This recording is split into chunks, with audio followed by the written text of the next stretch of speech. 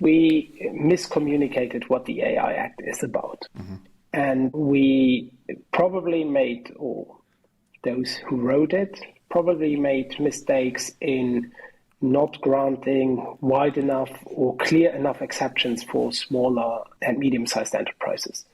In the sense that a startup that is bootstrapped has it much easier to launch an AI startup outside of the EU than in the EU. I'm talking about bootstrapped companies. I'm talking about companies that are not funded. Just for the audience, bootstrap means if you finance it all by yourself.